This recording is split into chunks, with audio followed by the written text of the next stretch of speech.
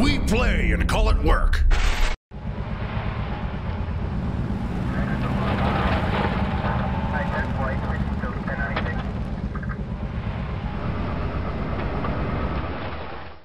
Hey there guys, Quirk here from MiniWarGaming.com, and welcome to this week's Sit and Talk with me. Just so you guys know, next week is going to be a Sit and Talk with Dave, so if you have any questions or comments for him, leave it in the comment section below in this video. Just put Dave before your comment or question so that he knows it's for him, and that way he will be able to answer it for you. But, wow, I'm going to try not to cough that much in this one. Let's get this ball rolling. You guys know how this works. It's 30 minutes in the free and then 30 minutes in the vault. I have 10 pages worth of questions for you guys, so let's just get right to it. 30 minutes starting now. Okay, so we got Crazy 4394 Quirk. Okay, so I know you play Magic the Gathering, so who is your favorite legendary creature from that game, and who is your favorite named character from any GW game, and who do you think would win in a fight? Okay, so my favorite legendary creature in Magic the Gathering is Protogenesis? I don't even know how to pronounce it. It's the legendary dragon that's got protection from everything, and it costs 2 of every color to cast him. I love that creature. I was actually building a deck a while ago for Commander where he was going to be my legendary creature, and it was all going to be a like all the newest set that just came out, which Kaladesh. I'm going to say Kaladesh. Where you have all these amulets and things of all the different colors, and you have all the different gods. So it was basically going to be like a pyramid scheme where you have him at the top, then you have all 5 of the gods, and underneath them they'd have all kinds of crazy legendaries and rares, and then underneath that it would just be tokens. And it would kind of be like Justin actually named my deck for it. It was called multi-level marketing. So that was the deck I was going to build there. So that's my favorite legendary creature in Magic the Gathering. As for GW games, I still think my favorite character of all time is Kaldor Drago, just because of his story. It's so ridiculous. He gets sucked into the warp every time, and occasionally shows up for battles, but once the battle's over, he gets sucked back into the warp. So I think that's really cool. If it came down to who would win in a fight, I think the legendary creature would take it. I think so, just because it has protection from everything, and that would include Kaldor Drago. So, yeah. Next up, second, what is the first tabletop game you ever played? Mine was an old mass battle RPG called Battlestorm by Raul Partha. Always interesting to see if it was a GW or something else that got people into gaming. My first game that I ever played was actually Warhammer 40k. I think it was 4th or 5th edition, going back almost 14 years now. And the first time I ever played was Tau, and that was against Owen the Cooler. So that was a long time ago, and that's what got me into that game. Keep up the good work. I hope rolling more dice with Orks in 8th edition negates all the ones. Yeah, that makes 2 of us. Next up we have Beaver DDDs 24. Hey Quark. Okay, why is that a thing? I was wondering, how do you feel about the fan idea of Primorks, with the idea of being special characters equivalent of Primarchs? Thanks and happy wargaming. I think it'd be really cool. I think it's the Beast Arises, Matt actually read through that series. He was talking about how there are 4 orcs that basically have this galaxy-wide wog, and it unlocks all these different things about the orcs and stuff like that. But he was talking about these prime orcs, where it's just huge, huge orcs that could very easily go toe-to-toe with a Primarch. And I think that'd be a sweet idea, and I think every orc player in the world would love it. So I think it would be awesome to just field this like giant orc who's like this big, and he's wielding like giant weapons, or he's got like this huge gun in one hand and a giant weapon in another, or he's like wielding the weapon of some Imperial thing. Like I'm thinking he ripped the arm off of an Imperial Knight, so that'd be kind of sweet. Thousand Sun Sorcerer. Would you do a battle with nothing but a war boss, mega knobs, a battle wagon, and house rule 2 wound Ludas? If you go back to some of my very first orc battle reports, I'm pretty sure you can see a game where I did that.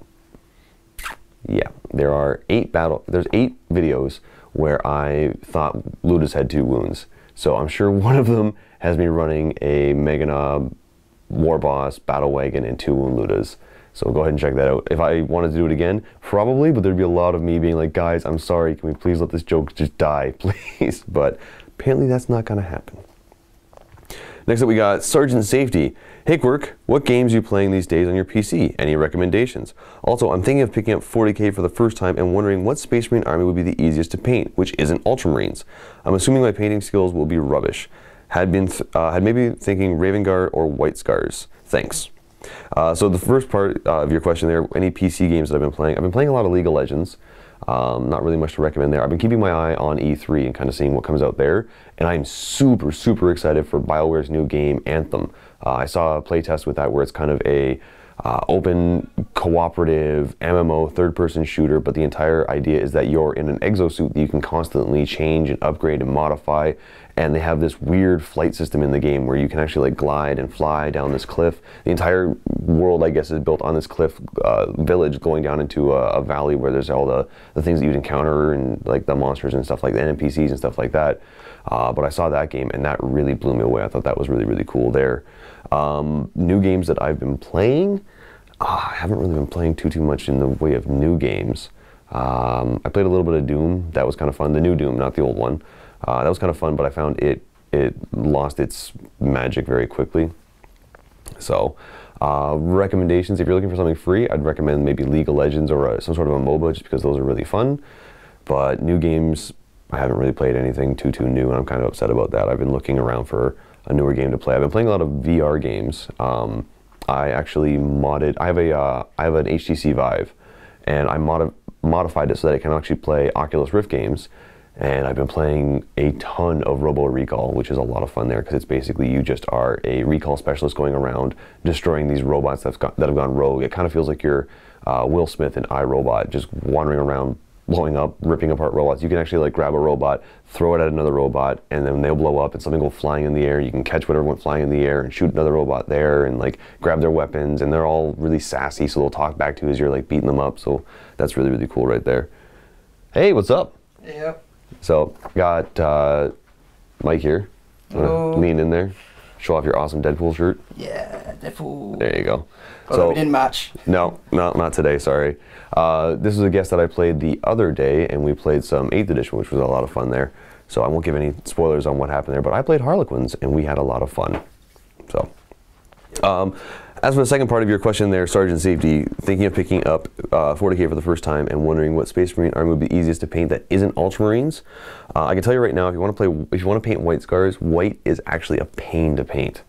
It's very, it's finicky, because what will happen is you'll put the white base coat on, you'll do all the shading, you'll do all the work to it, and then as you start to do the details, if you actually miss anything, it's incredibly difficult to cover up those mistakes with white. Whereas if you have like a darker color, like a black or a red or even a dark blue, if you happen to miss something on a trim or mess something up as you're trying to do the details there, it's a lot easier to fix that. Whereas the white, you have to put quite a few layers in just to cover up whatever mistake you made there. So keep that in mind. Raven Guard, yeah, Raven Guard are pretty easy to do.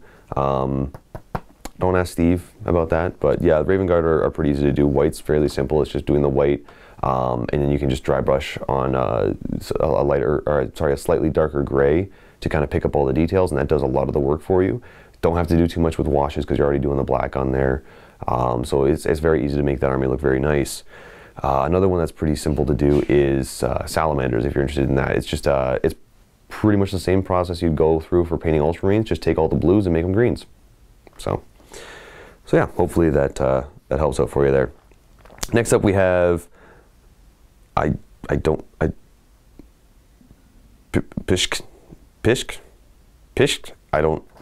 feel like if I try and say your name the way it's spelled, it's going to sound like a swear word, so I'm just going to try my best with that one, and hopefully you know who we are. We might help out with the question here. Hey Quirk, what are your thoughts on the Harlequins weapons in 8th? Don't you think they should have special rules and not just stats? Yes, I most certainly do agree. One of the things that I noticed right off the hop was that one of my favorite weapons for Harlequins in 7th edition was the Nero Disruptor.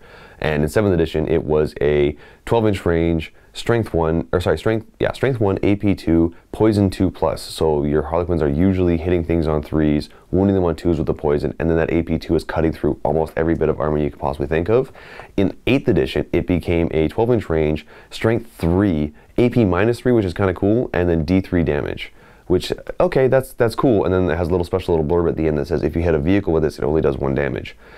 I feel like that really got nerfed, so I'm a little bit upset about that. And then all of their melee weapons are just not as good as I thought they were going to be. The fact that Harlequins now have like 4 attacks apiece is sweet, like 4 and 5 attacks is amazing. But like things like the Harlequin's Embrace, which used to be a D3 Strength 6 Hammer of Wrath, which was awesome, it's now just a Strength 5 AP -2, 1 damage. Okay, or sorry, is it strength 4. It's strength 4. And still, I'm like, okay. And you got like the caress and the kiss, which don't have any special rules to them. They don't have anything that does instant death. They don't have anything that does mortal wounds. It's just different varying stats. So it's like you have one of them that's strength 5 and 2 of them that are strength 4, varying APs where it's like AP -2, AP -3, and then just these weird damages where it's like 1 damage, D3 damage, but 1 against vehicles, or just D3 damage. I'm like, okay, that's kind of cool. It makes me really, really want to run fusion pistols on everybody, just because they're 6-inch range. So if you're within 3 inches, you're going to be blasting away people with the 2 dice. Pick the highest for the damage, and it's strength 8, AP -4. Oh, it's amazing, but it's actually cheaper than almost any of the other pistols. So I'm like, okay, you know what? I think I'm just going to run those from now on. So. And otherwise, yeah, I don't know. I'm a little bit upset with that. And then you have a second thing here. P.S. What does 7+ mean on a Shadow Weaver save? Or sorry, Shadow Seer save. So if you look through any of the profiles on everybody, there's nothing that says they don't have a save. It'll say 6 up, it'll say 5 up. There's nothing that says save blank. They all have some sort of a save. The reason why the Shadow Seer says a 7+ is because they don't want you to have a save with her.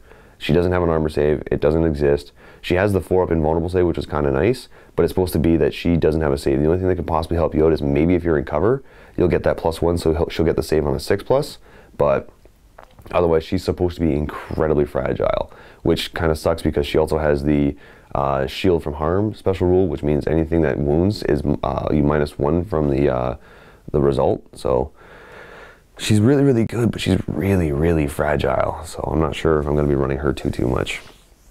But yeah, I'm both happy and sad with the Harlequins weapons. They seem very lackluster. Like, I don't know.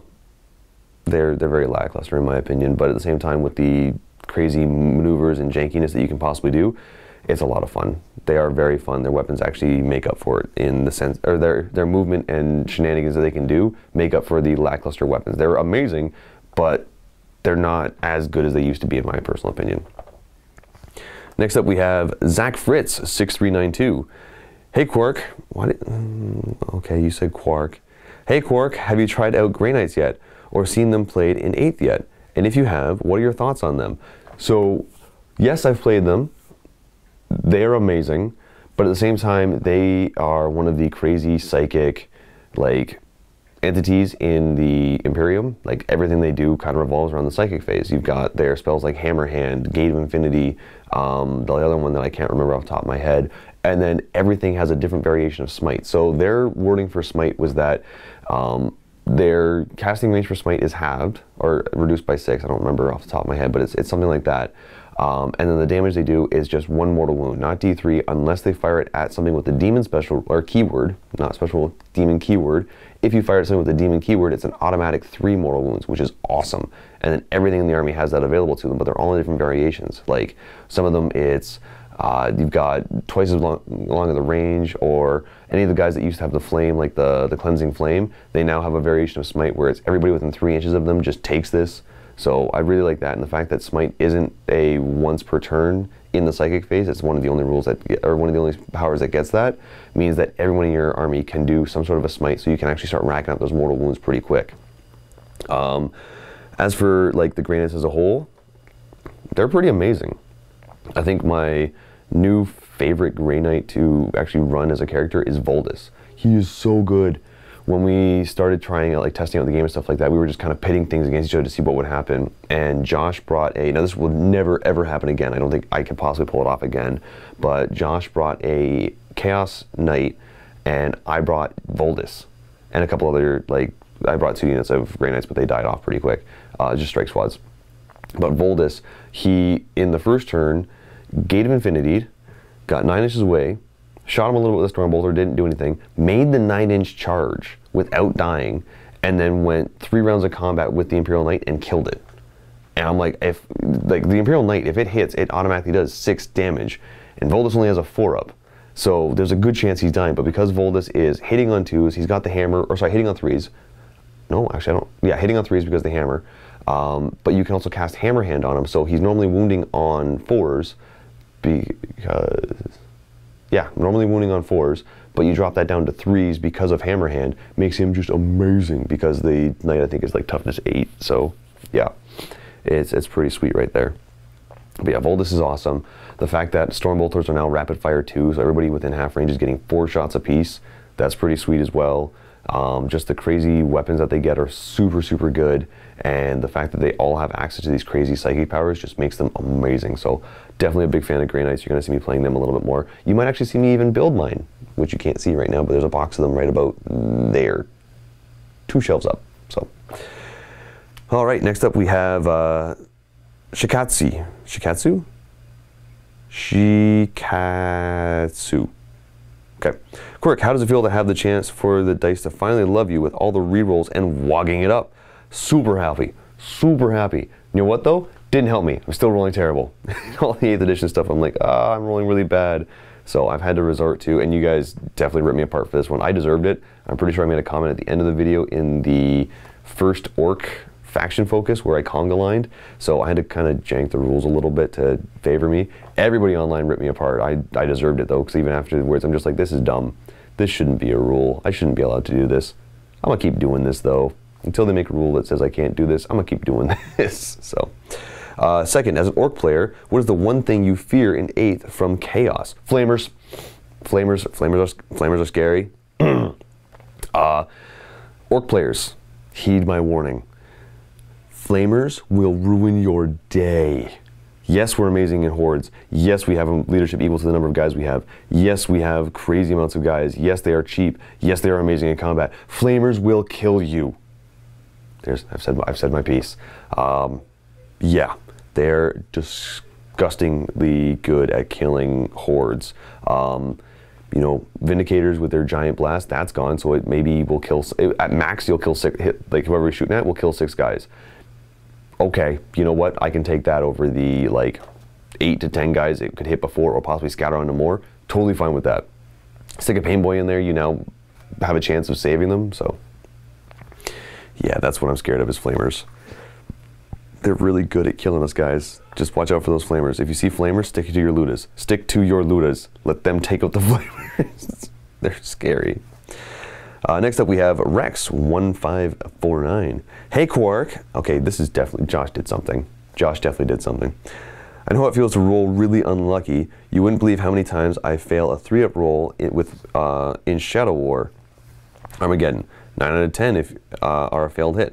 And the times I do hit, I don't wound.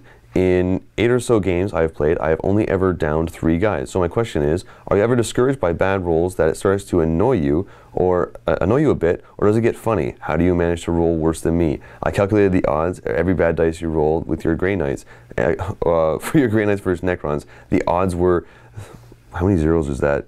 It's 1,000. The odds were 36 million to 1. Happy Wargaming. I break statistics. That's just how I roll. If you watch any of my games where I'm rolling dice, there's a good chance that I am just going to roll horribly, and that's what makes it funny. The fact that it's like, okay, all I have to do is not roll 3 6s and I'll be okay. 3 6s, okay? The only thing that's kind of helping me right now is that there is command points that you can use to reroll the occasional die. I'm finding those are now working even more so against me, where it's like, okay, I'm hitting on a 3, I'll roll a 2. You know what? I'm gonna use a command point and reroll that. Rolls a 1. I shouldn't have overcharged my plasma. Now I'm dead. So I'll spend command points and kill my own guys. I do find it funny. It does get annoying from time to time when it's just so consistent. It's like, okay, this just went so incredibly wrong from the plan I had that it upset me, but I find it more funny than anything. I think the dice gods are just like, you know what? He's going to be our comic relief from now on. I've accepted that. That's just a thing that I have to live with. Next up we have Ulysses C55. Quark is the name of a subatomic particle. Quarks are made up of protons and neutrons. Thank you very much. Thank you for educating us on that. I feel smarter. Now I know. Okay, next up we have Bob Joy. Hey Quirk, you are by far my favorite MG gamer.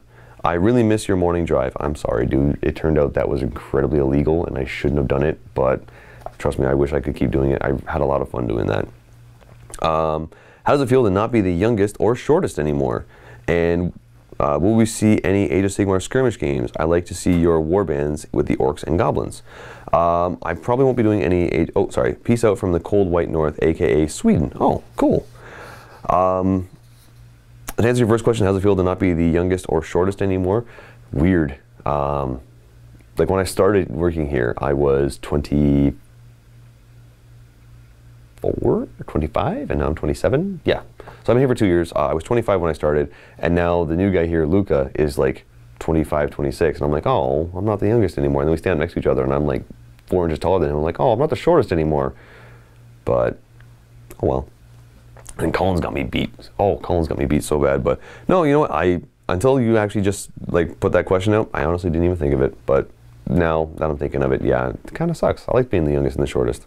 I think the best thing ever was the fact that people see it like on camera, and they come in and they expect me to be like 5'6", and they walk in, it's like I'm 6 feet. They're like, oh, you're very tall. And it's like, yeah, wait till you see Matt and Steve, and they see Matt and Steve, they're like, oh, why is everyone so tall here? It's like, you know, they build them bigger in Canada. And will we see any Age of Sigmar skirmish games? Like to see your warbands with the orcs and goblins. I honestly, I can't give you an answer for that. I don't know. Right now, we're covering a lot of 8th edition. I'm having a lot of fun covering 8th edition. I play the occasional Age of Sigmar game when a guest comes in, but I have nothing planned for doing anything with the skirmish games. That's all Josh. So, sorry, dude. I can't answer that for you. Okay. Next up, we have WB Freak 54. Quirk, I want to start by saying you are my second favorite content producer after Dave. Sorry, but number 2 is not that bad. You're right, I can take that. My first question, my question though, first, it has been a while since I've seen you play a giant game. Do you think you have, think that with the new edition, this will be more of a normal thing? Like, I would love to see you and Matt do a 2 huge horde armies face each other. So I can tell you right now, if Matt and I were to do 2 gigantic horde armies against each other, it would literally be the most boring battle report you have ever seen. Because it would do this. Giant horde, doot, combat. And then we've got 4 more turns of just, okay, let's roll a bunch of dice. Okay, let's roll a bunch of dice. Okay, let's roll a bunch of dice. Okay, let's roll a bunch of dice. Okay, let's roll a bunch of dice. Okay, let's roll a bunch of dice. Okay, let's roll a bunch of dice. Okay, good, 1-1. Thanks for watching, guys. That would literally be it. There is no in between. There is nothing else otherwise. I've done 1 battle report like that, and it took almost 2 days to film, and it was the most boring battle report ever to watch. It was fun to play. It was just really boring to watch because it's just, okay, nothing moves, nothing's getting shot. We're just rolling dice for combat and pulling models. And it was fun to play, but no, it's not fun to watch. I can tell you that right now.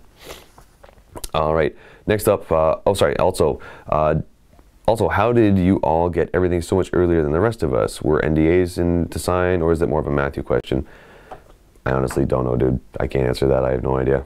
Love all you do. You could ask Matt that, but no, I have no idea. It just kind of showed up. Okay. William Ka. Josh Spelling. Quirk. One day before the proper release day, question. What is the one rule that you would want to change or have a rule errata for? I'm assuming you mean for 8th edition. I don't really know, because right now all the rules seem really, really clean. They haven't really messed anything up. It's one of those things where it's like, oh, how do you do this? And you refer to the rules like, oh, you know what? There is a rule for that, so we don't have to worry about it. It's been explained. So everything is super cut and dry. The only thing, like, we have to go like way out of our way to find stipulations on stuff.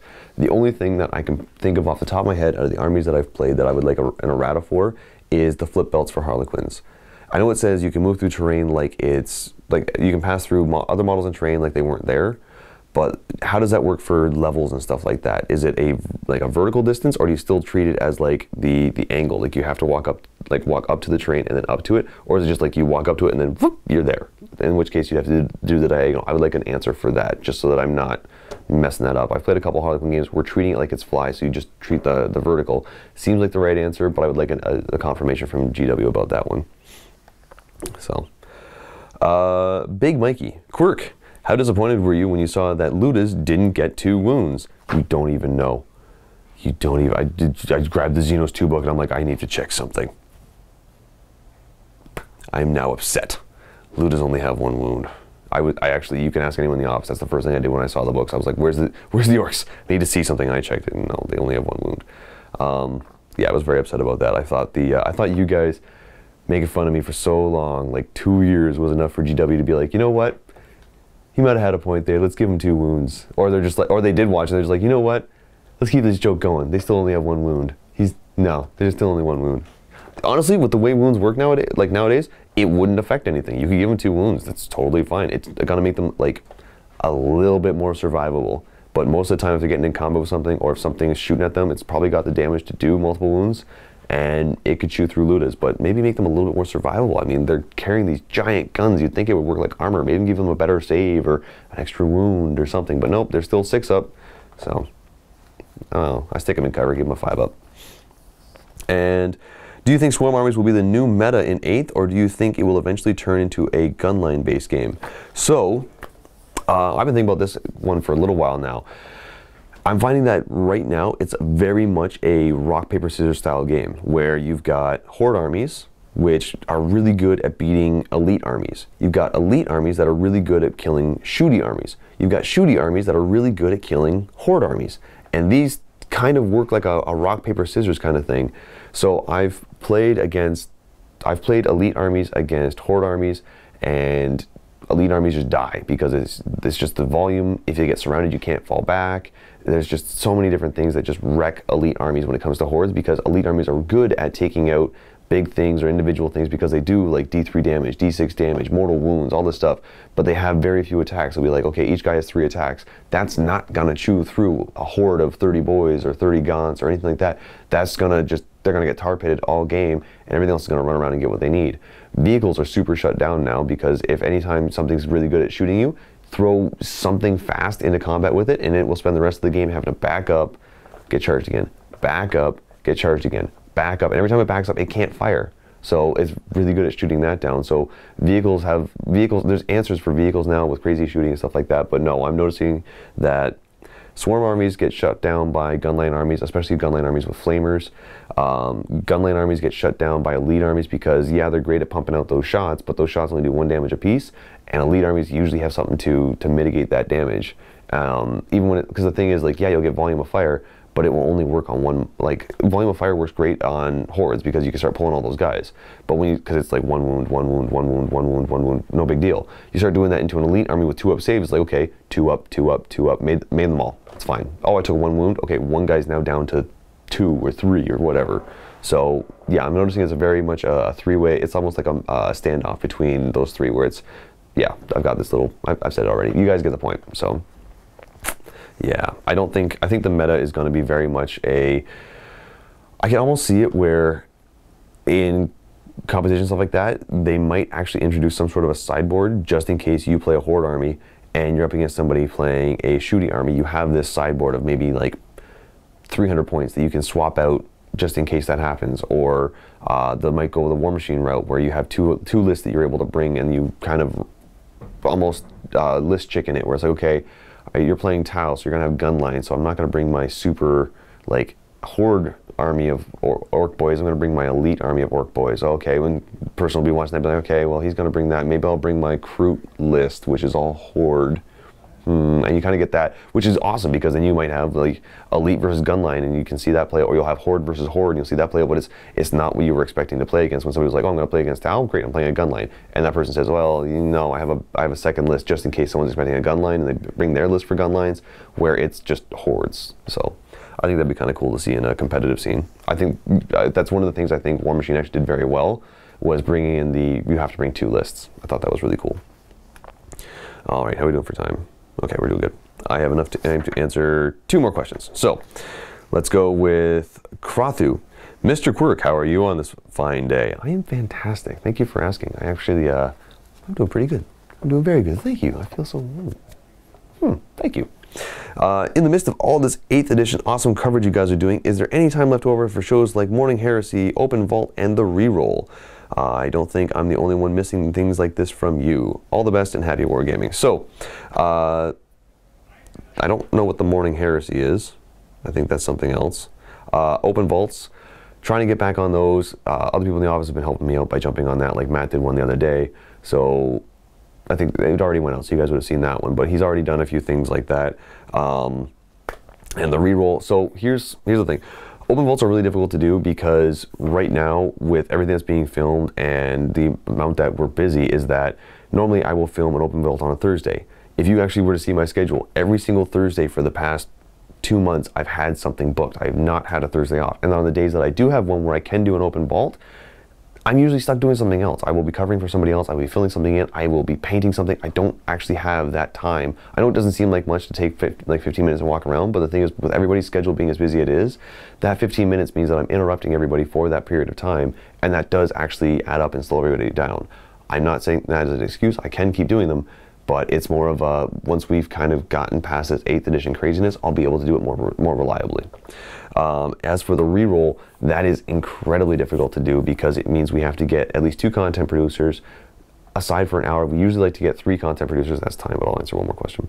At least 3 content producers or 2 and a guest. We like to do that because we like to have the controversy of 3 people, and it is so difficult to get 3 people together in a room with topics to talk about for that period of time. Right now we have tons of stuff to talk about, but we're all covering it already, so we don't really have the opportunity to have the reroll there. Don't get me wrong, I miss filming those things. I like doing those things. I like being able to sit next to the guys and just talk about whatever we want. But no, it's very difficult right now with all this 8th edition stuff. So hopefully once this kind of not blows over, but kind of pans out and we get past this hump of just all the new stuff coming out at once, then we'll be able to start going back into, you know, the regular flow of things. You might see more frequently the reroll. You might see more frequently things like open vaults and stuff like that. So that was time. I'm going to answer one more question. So this is Sin Cities only. Good, insert correct time of day here. Good morning. It's still morning. Quirk, I am sorry to hear about the ones. I think everybody, no, you know what? I don't think you're sorry to hear about that. I think you enjoy it. I feel like everybody's like, oh, oh, like it's one of those you laugh through the tears type thing where you see me roll just terrible and everything dies.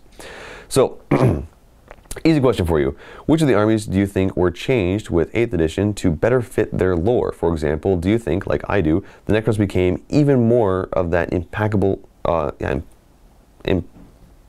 rolling tide of death? Thanks from the sunny and face-melting Las Vegas. Oh, Las Vegas is awesome. It's so warm there, but it's warm here too, so. All right. Hello, Rob. Hi. Hi. Everybody's interrupting me. I left the door open, so everybody's just kind of walking in and walking past, so. I'm not going in front of the camera. Well, that's fine. You go to the fridge? Yes. You gonna get some caffey stuff? Nope. What you gonna do? I'm doing healthy stuff. Oh, he's doing healthy stuff. That's a parfait. No, I'm gonna show it. Oh, okay. Now it's mine. You're right. He's eating healthy. I am not. Want to see what my lunch is? This is how you can tell how I'm a gamer. This is my lunch right here. Product placement. Please don't make a gif of that. So, it's a thing now. Anyway, to answer your question, yes, Necrons definitely. I think it's awesome because in 7th edition with the Necrons, it was very weird because it's like they take the hit, they fail their save, then they get the reanimation, so they're actually okay. So it's like I'm picturing like Terminator 2, that liquid robot where it's like boom, you see the shoulder get blown out, and like as it's getting blown, it would suck back in. It's like, okay, that's not Necrons. They're actual solid metal. Like they blow apart and then they slowly rebuild themselves. And I think with the way it works in this one, yeah, absolutely way better in the fact that they can keep coming back. It's not like, okay, they missed their chance to come back together. No, they're going to keep trying to rebuild themselves. It's not just this one thing. Orks, definitely closer to their lore. The whole thing is like the more there are, the angrier they get, the more excited they get for battle, the more they don't care about like people dying. So if you have a blob of 30 boys, they are leadership 30. They don't care if like 6 guys just died next to them. They're like, oh, that sucks. Let's keep going. Like that's them. That's Orks. That's what they do. So that's sweet right there. I feel like Space Marines kind of. I feel like they went from being the GW vanilla army where it's like you can't really worry about too many mistakes, kind of went from that to they are now the tactical, you need to make sure everybody's where they need to be at that time, and that I feel like that fits in a little bit more with the whole like Imperium-esque type thing. So I think Space Marines definitely fit into where they need to be a bit more. Eldar for sure, with the new rules for fallback and stuff like that, they are very much a lot better. They're faster, they're really good at dancing around, they don't care about whether they're in combat or not. They are much better at where they need to be, and they're definitely super fragile, which is again where I think they need to be, because they are super fragile. The Inquisition, Grey Knight, stuff like that, they all fit in where they need to. The only one that I'm a little bit about is like the Custodes and stuff like that. Like all these special little niche things. I feel like right at the end of 7th you had things like the, I have the book here, whatever, the Custodes with the Talons of the Emperor. You could actually run like a Custodes army.